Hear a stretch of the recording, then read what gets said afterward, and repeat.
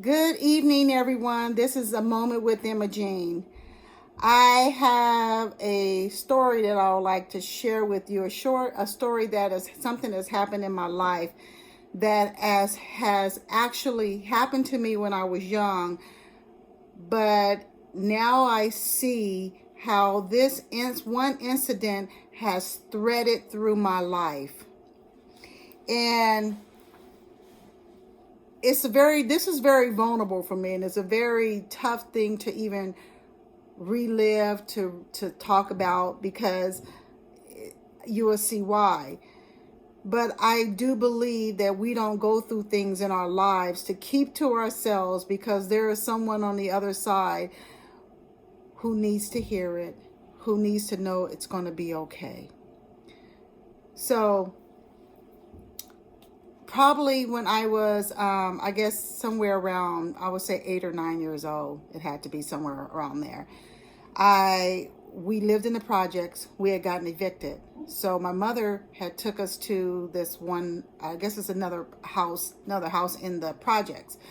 And so we were staying there, and I remember sitting on the floor. The lady gave us something to eat, gave us some Kool-Aid. I wasted Kool-Aid on my pants. So I rolled my pants up until the wet part was out, because I had nothing to change into. So I just rolled the pants up so I wouldn't feel the wetness. So anyway, eventually, we went to bed. And so again, at that time, I didn't have anything. We didn't change. You normally just slept in what you played in all day, and then you went to school in that same thing. You just got up.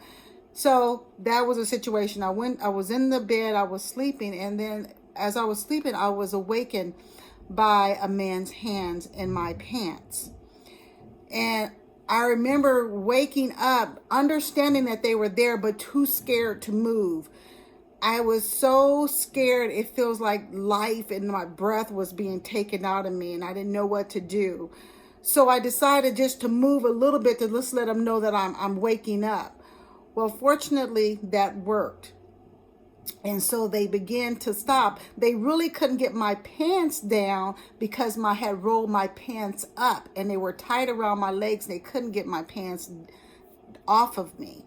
So anyway, I was laying there, and I was so scared. I was just, because at any moment, it's just anticipation of someone coming in there and harming you. So as I was, awakened, and they kept coming back to the door saying, "Go to sleep, go to sleep."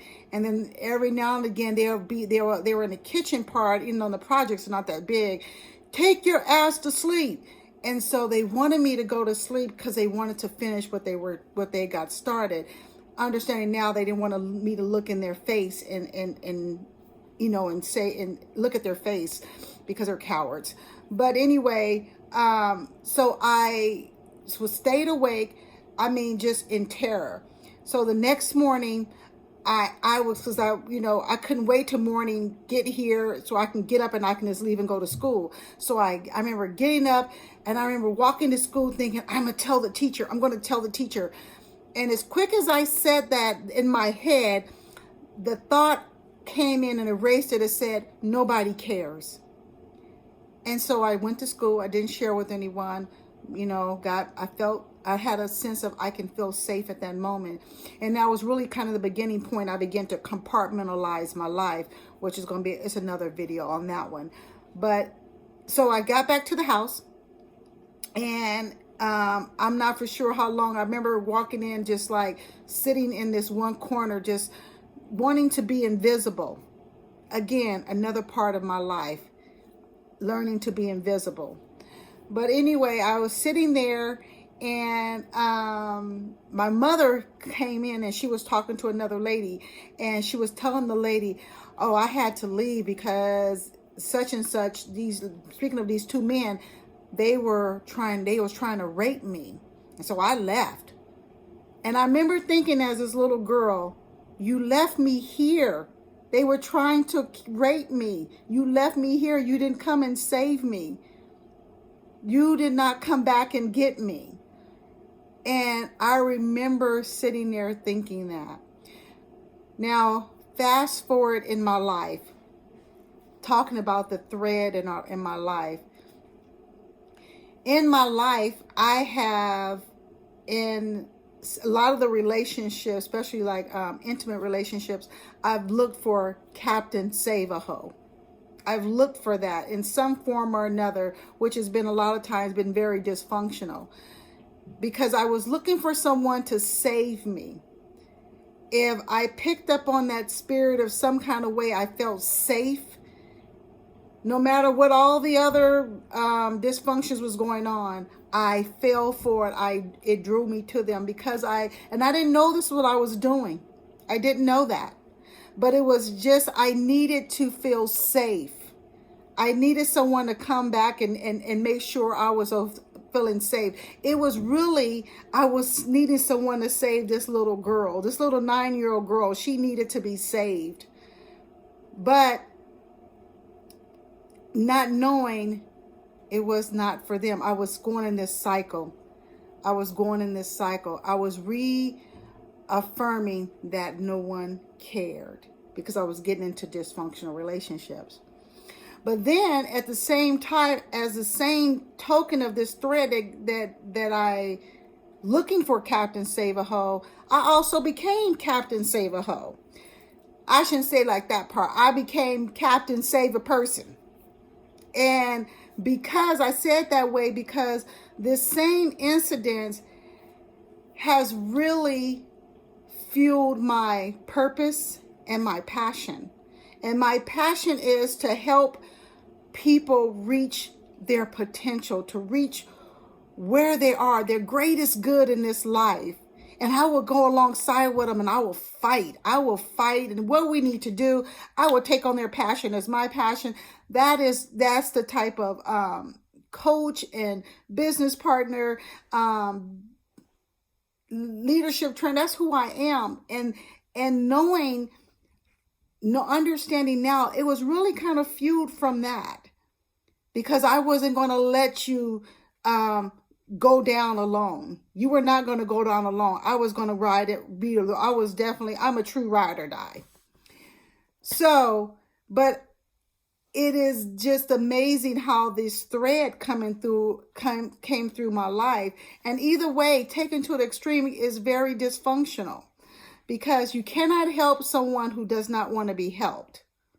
No matter how much you push and you try to talk and you try to reason, if someone does not want to be helped, or they're not wanting that from you, you're wasting your time. You're being frustrated for no reason.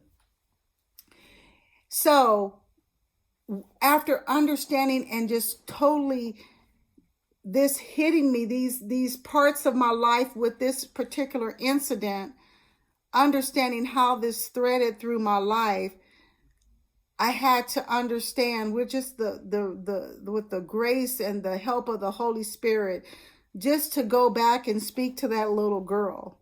I had to let her know that you turned out just fine. You are safe. You are strong. You are courageous. There is no weapon that's formed against you that will prosper. You are a mighty woman of God. You are intelligent. You are courageous. I had to go back and let her and reassure the little girl, that little 9-year-old girl that was petrified in that bed with those pedophiles. I had to let her know that she is safe. She's covered. That she's going to be okay. And that she is okay. I had to do that. I had to go back and speak to her, because I had to break that chain. I had to break that curse. I had to break that fear, the burden of that I need to be saved. I had to break that curse that said that I wasn't enough, that I needed somebody else to come and save me from something. I tell little Emma Jean, you are enough. I tell her that you are powerful, that you have been given purpose, that what they meant for evil, God is going to turn it into good, because now I have that passion and that desire to bring folks along to get them to where they need to go, and mean it from my heart and from my soul. Because I know what it feels like to not feel safe, but also know what it feels like to be empowered. So this is just a moment with Imogene. It's a little long, but I hope that you will be able to look at the threads in your life, and whatever you can take from this story, take from it. Whatever you can't, leave it on the table for someone else. So again, this is a moment with Imogene, and I choose me, and I'm definitely enough. All right, bye.